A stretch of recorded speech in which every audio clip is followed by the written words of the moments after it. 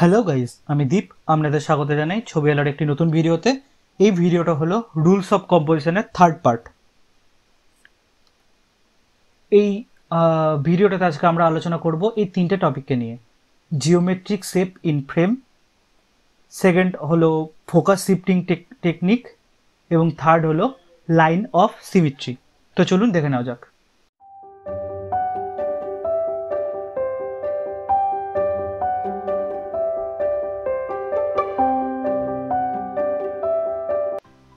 এই ছবিটা ভালো করে দেখুন।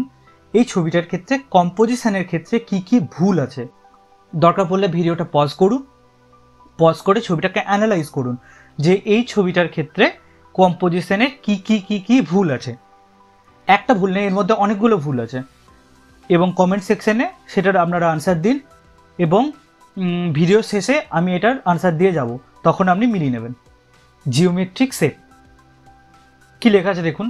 You can use this technique in any situation where you are finding a geometric shape.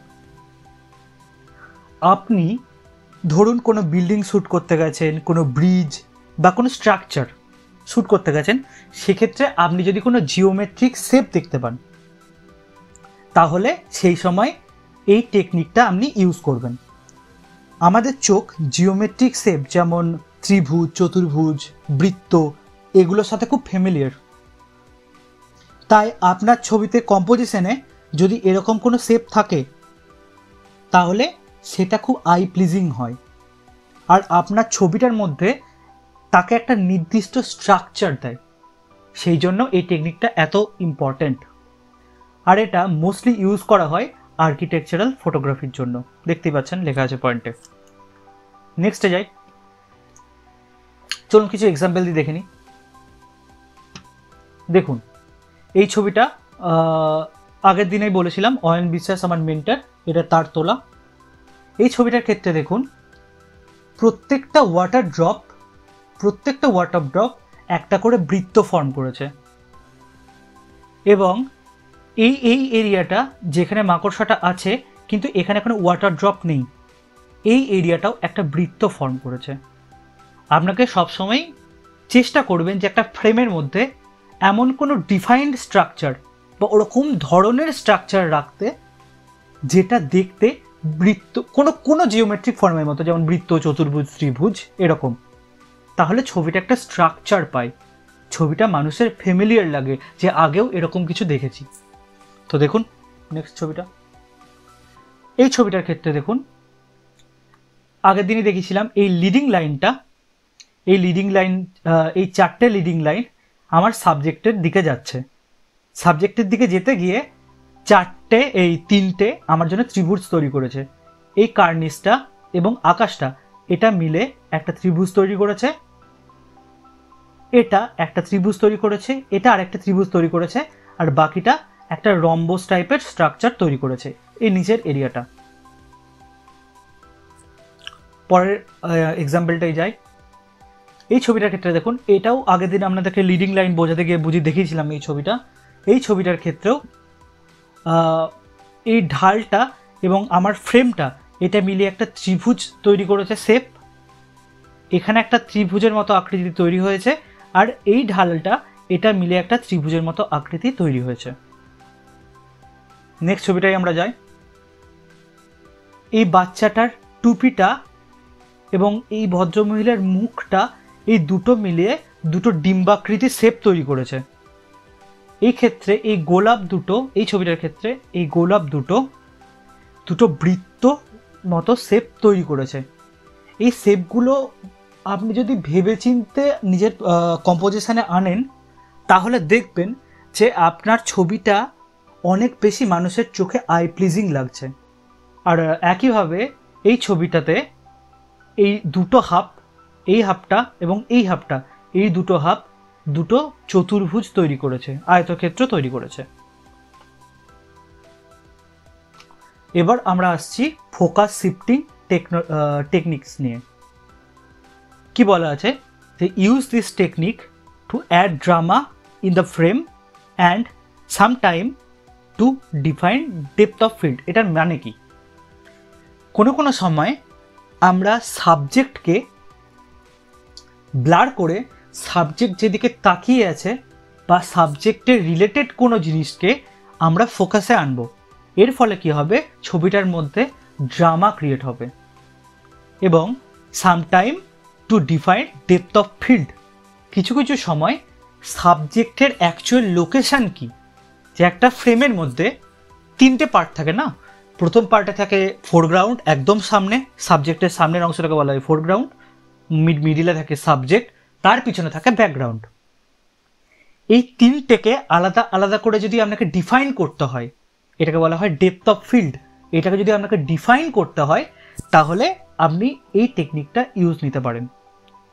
আর কি বলা আছে, this composition technique will make your photo more creative, এটা আপনার ছবিকে আরও বেশি ক্রিয়েটিভ দেখাতে সাহায্য করবে। তো দেখি এই এক্সাম্পলটা দেখে দেখুন, এই ছবিটার মধ্যে এই ব্যাকগ্রাউন্ড ব্লারটা, এই ফোরগ্রাউন্ড ব্লারটা যেখানে আমি ফুলটাকে প্লেস করেছি, এটা ছবিটার মধ্যে প্রথমত ড্রামা ক্রিয়েট করে। সেকেন্ড, আপনি ভাবুন এই ছবিটাতে শুধু আমরা রবীন্দ্রনাথ ঠাকুরের মূর্তিটাকে রেখেছি, ছবিটা প্রচণ্ড ফ্ল্যাট আসবে, জাস্ট একটা সিম্পল ব্যাকগ্রাউন্ড আর মাঝখানে রবীন্দ্রনাথ ঠাকুরের মূর্তি, কোনো ফোরগ্রাউন্ড সেক্ষেত্রে থাকবে না। তো ছবিটা ফ্ল্যাট আসবে, ছবিটার মধ্যে কোনো ইউনিক ব্যাপার থাকবে না। কিন্তু এই ছবিটা, এই ফুলটা ছবিটার মধ্যে ইউনিক ব্যাপারটা এনেছে। এই ফুলটা ব্যাকগ্রাউন্ড, এই ফুলটা যে আমি ব্লার করেছি এবং ফোকাস করেছি রবীন্দ্রনাথ ঠাকুরের মূর্তির উপরে, এটার আগের দিনে আমি একটা কারণ বলেছিলাম যে এটা গোল্ডেন স্পাইরাল ফর্ম করে এখান থেকে। যদি আগের দিনের ভিডিওটা না দেখে থাকেন তাহলে অবশ্যই গিয়ে প্রথমে ওটা দেখুন, ওটা খুব ইম্পর্ট্যান্ট একটা ভিডিও যদি আপনি কম্পোজিশন সম্বন্ধে জানতে ইচ্ছুক হন। দেখুন ব্যাকগ্রাউন্ডটা ব্লার, ফোরগ্রাউন্ডটা ব্লার, তার ফলে আমরা প্লেস করতে পারছি, আমাদের চোখটা বুঝতে পারছে যে রবীন্দ্রনাথ ঠাকুরের মূর্তিটা এক্স্যাক্টলি কোথায় আছে। কি বলছি বুঝতে পারছেন? আপনি দেখবেন কোনো সময় যে আপনার চোখের সামনে একটা ছোট্ট কিছু রাখুন, মাঝখানে একটা জিনিস রাখুন এবং তার থেকে দূরে আর একটা জিনিস রাখুন এবং আপনি মিডিলের জিনিসটাতে ফোকাস করুন। আপনার চোখ দেখবেন, আপনার চোখের আপনি বুঝতে পারবেন ভিউটাতে যে সামনের জিনিসটাও ব্লার হয়ে গেছে, ব্যাকগ্রাউন্ডটাও ব্লার হয়ে গেছে। এটা আমাদের চোখের ন্যাচারাল দেখার স্টাইল বা দেখার ধরন, এই সেম জিনিসটাকে আমরা রেপ্লিকেট করতে পারবো এই কম্পোজিশন টেকনিকটা ইউজ করে। এই এক্সাম্পলটার ক্ষেত্রে সাবজেক্ট আমাদের কাছে এখানের এই ব্যক্তিটা, যাকে আমরা একটা ভবঘুরে দেখানোর চেষ্টা করেছি, সেই জন্য এই মুসাফির এই নামটা আমরা ইউজ করেছি। কিন্তু আমরা এই ব্যক্তিটার উপরে ফোকাস না করে আমরা এটার উপরে ফোকাস করেছি, যার ফলে ছবিটার মধ্যে প্রথমত ড্রামা ক্রিয়েট হচ্ছে। কিন্তু আমি তখনই এটাকে ইউজ করতে পারবো যখন ব্যক্তিটা ঠিক করে ভিজিবল, আমার সাবজেক্টটা ঠিক করে ভিজিবল এবং লিডিং, দেখুন এদিক থেকে একটা লিডিং লাইন, এদিক থেকে একটা লিডিং লাইন যাচ্ছে আমার সাবজেক্টের দিকে। তো ব্যক্তিটা অবশ্যই আপনার চোখে আসতে বাধ্য, সেই জন্য আমরা এই টেকনিকটা এখানে ইউজ করেছি। সব জায়গায় এই টেকনিকটা ইউজ করলে রেজাল্ট আপনি পাবেন না, আপনাকে ঠিক করতে হবে যে কোন ক্ষেত্রে কখন আপনি ইউজ করবেন, এটা আপনাকে ক্লিয়ার থাকতে হবে। এই ছবিটার ক্ষেত্রেও সাবজেক্ট আমার কাছে এই দুটো ছেলের কেমিস্ট্রি, দুটো ছেলের বন্ড, নিজেদের বন্ধুত্বের বন্ড, কিন্তু আমি ফোকাস করেছি এই কুকুরটার উপরে।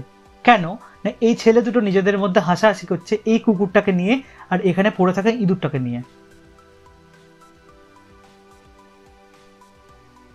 সেই জন্য আমরা ছবির মধ্যে যে বলছিলাম ড্রামাটিক এফেক্ট, এই ড্রামাটিক এফেক্ট এখানে ক্রিয়েট করতে পারছি।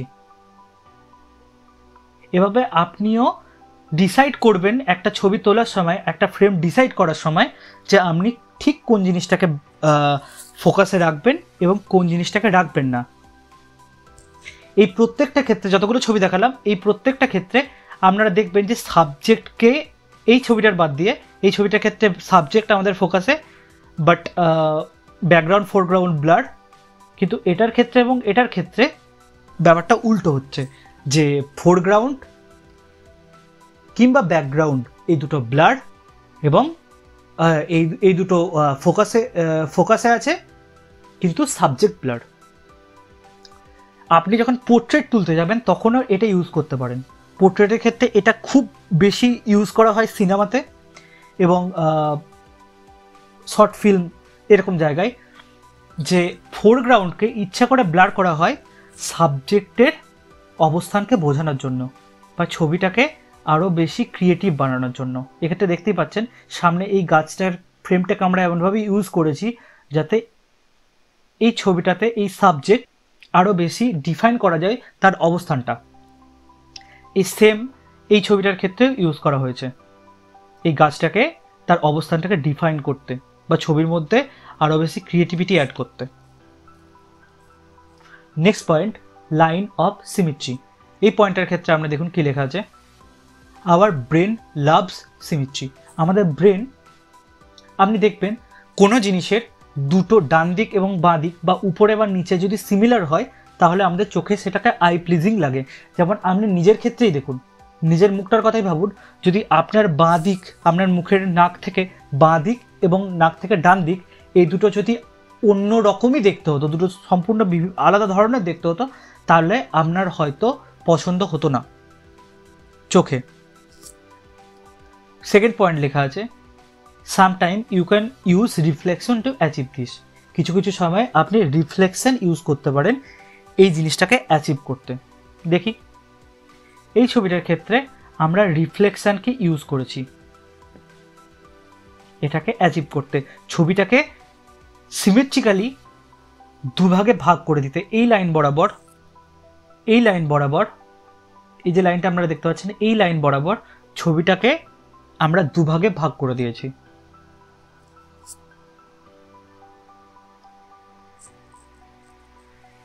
এই ছবিটার ক্ষেত্রেও সেম, এক্ষেত্রেও আমরা রিফ্লেকশনই ইউজ করেছি। এই ছবিটার ক্ষেত্রেও আমরা দুভাগে ভাগ করে দিয়েছি আমাদের ফ্রেমটাকে এই লাইনটা বরাবর, দেখতেই পাচ্ছেন। নেক্সট ছবিতে চলুন। এই ক্ষেত্রে আমরা একটা ইউনিক জিনিস করেছি যে আগের ক্ষেত্রে, আগের ছবিগুলোর ক্ষেত্রে আমরা রিফ্লেকশন ইউজ করেছিলাম, কিন্তু এক্ষেত্রে আমি ভাগ্যবান যে এই দুটো হাঁসকে, তাও প্রায় সিমিলার দেখতে দুটো হাঁসকে আমি একই জায়গায় পেয়ে যাই। এটা কোনো মিরর ইমেজ না, এটা আমার ভাগ্য ভালো ছিল তাই আমি পেয়েছিলাম এরকম একটা সিচুয়েশন। এই সিচুয়েশনের ক্ষেত্রে দেখুন এই ভার্টিক্যাল লাইনটা আমরা পেয়েছি যেখান থেকে আমরা দুটো সিমেট্রি পেয়েছি। এবার আপনাদের যে কোয়েশ্চেনটা প্রথমে করেছিলাম সেটার আমরা আনসার দিয়ে দিই।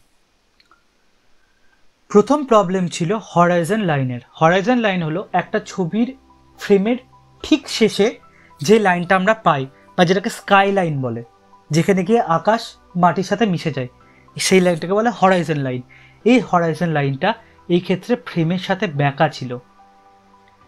এই বাঁকা থাকার জন্য ফ্রেমটাকে মনে হয় উল্টে আছে বা হিলে আছে। এই জিনিসটা আপনারা আপনার ছবির ক্ষেত্রে অ্যাভয়েড করবেন। এই লাইনটা যদি এই বরাবর যেত, এই লাইনটা যদি এই বরাবর যেত তাহলে ফ্রেমিংটা আরও বেটার আসতো। সেকেন্ড পয়েন্ট, এই ঠাকুমার পাটা কাটা গেছে এই ফ্রেম থেকে। যে আমি ইন্টেন্ট করেছিলাম যে ঠাকুমার পুরো বডিটাকে নেওয়ার, কিন্তু ঠাকুমার পাটা কাটা গেছে, সেই জন্য ছবিটা ইনকমপ্লিট লাগছে। এবং থার্ড, এই ঠাকুমার পজিশনটা এখানে হওয়া উচিত ছিল না। এই ক্ষেত্রে যদি আমরা 1/3 ইউজ করতাম, এরকম জায়গা বরাবর ঠাকুমাকে প্লেস করতাম এবং তার যদি ফুল বডিটা থাকতো, পাটা থাকতো ফ্রেমের মধ্যে, তাহলে এটা অনেক বেটার হতো। থ্যাংক ইউ গাইস, এই ছিল আজকের ভিডিও। তো আপনাদের সঙ্গে দেখা হচ্ছে ফটোগ্রাফি রিলেটেড এরকম কোনো ভিডিওতে। আর আপনার ফটোগ্রাফি জার্নিকে যদি আরও ইন্টারেস্টিং করতে চান তাহলে আমার আগের ভিডিওগুলো দেখুন, আপনারা অনেক কিছু জানতে পারবেন। এবং এই ভিডিওটা যদি আপনাদের পছন্দ হয়ে থাকে তাহলে অবশ্যই চ্যানেলটা সাবস্ক্রাইব এবং ভিডিওটাকে লাইক করে যাবেন এবং আপনারা লিখে যাবেন কমেন্ট বক্সে যে ভিডিওটা আপনাদের কেমন লাগলো। তো থ্যাংক ইউ, বাই বাই।